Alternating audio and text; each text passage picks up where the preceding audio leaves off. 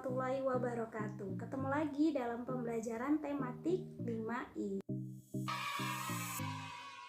Kita masuk ke subtema 2, langsung saja kita ke halaman 55. Kita akan membahas tentang materi.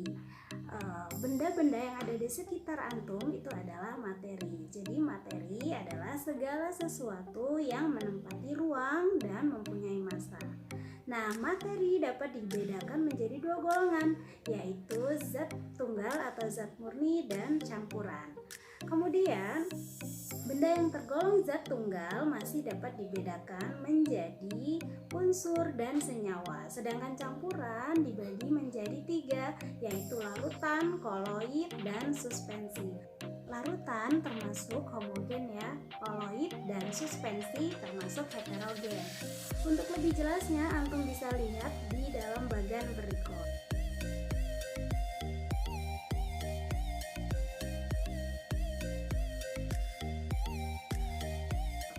Langsung saja Ustazah akan memberikan contoh, menjelaskan tentang contoh-contohnya ya. Misalnya di sini unsur disusun oleh zat murni, contohnya besi, emas, raksa, oksigen, dan belerang. Kemudian senyawa disusun oleh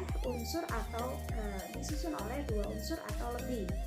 Contohnya air, garam dapur maksudnya, gula pasir.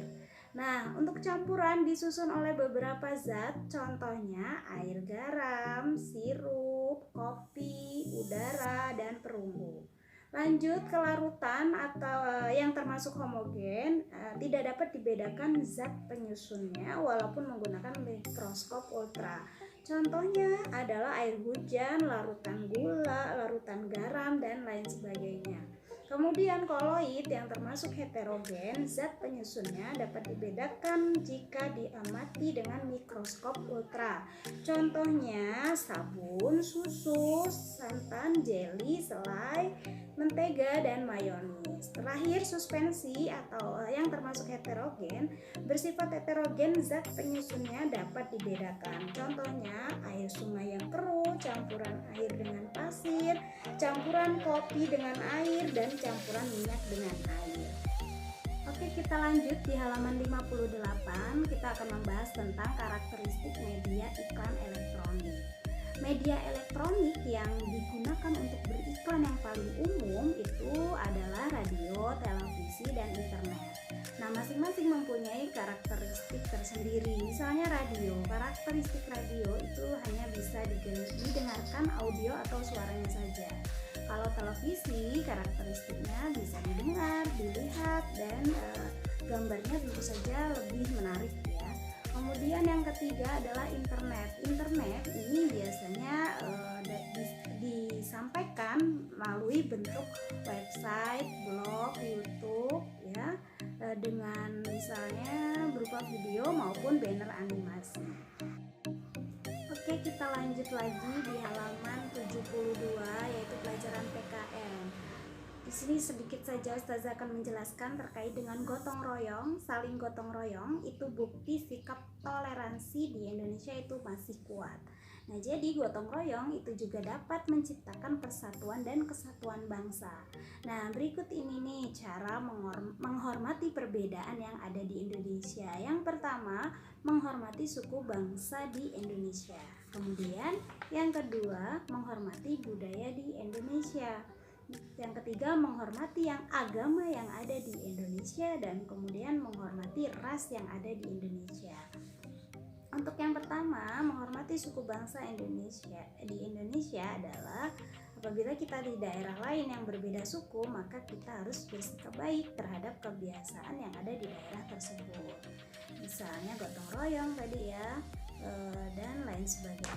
Kemudian menghormati budaya di Indonesia itu maksudnya adalah sikap menghormati keanekaragaman budaya yang budaya dapat ditunjukkan dalam keseharian sebagai berikut. Misalnya menghormati kelompok lain yang menjalankan kebiasaan dan adat istiadatnya dan lain sebagainya. Kemudian menghormati agama yang ada di Indonesia.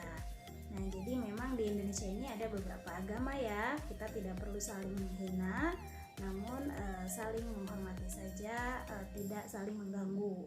Kemudian menghormati ras yang ada di Indonesia itu maksudnya ya karena kita beragam ras yang ada di Indonesia, maka kita harus menerima ras orang lain dalam pergaulan sehari-hari dan lain sebagainya. Contohnya ya, untuk di halaman 79 adalah pelajaran IPS, yaitu terkait dengan kegiatan ekonomi ya.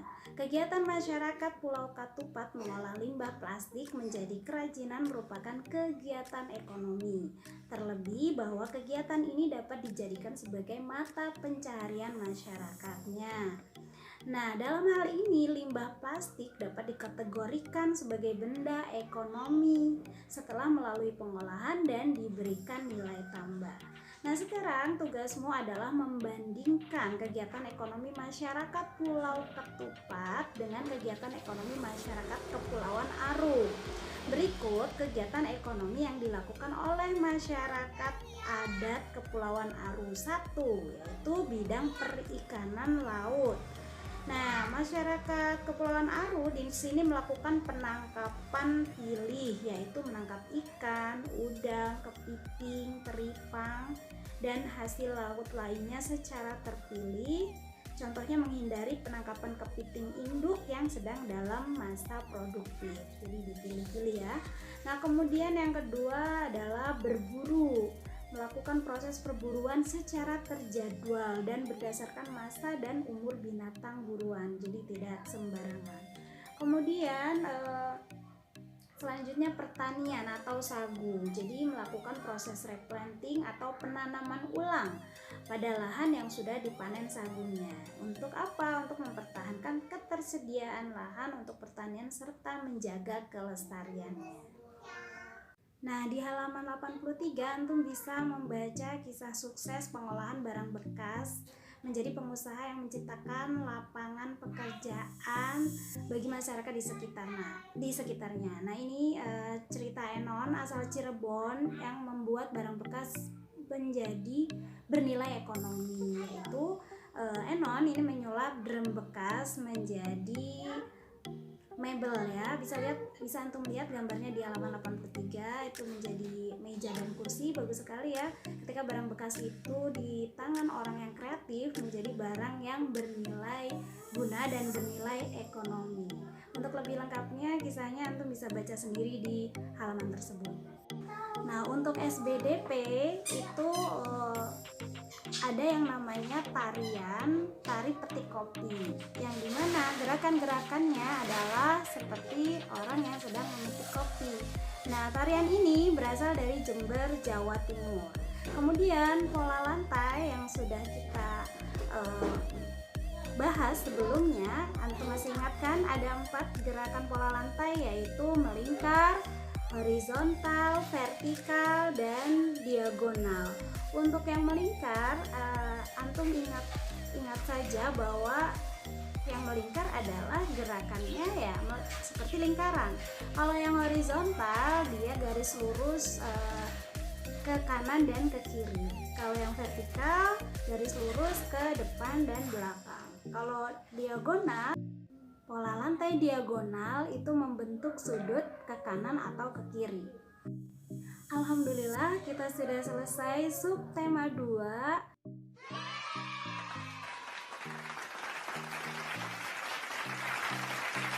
Tadi kita sudah bahas dari pelajaran IPA, Bahasa Indonesia, kemudian IPS, PKN, dan SBDP. Sekarang antum bisa langsung mengerjakan uji kompetensi 2.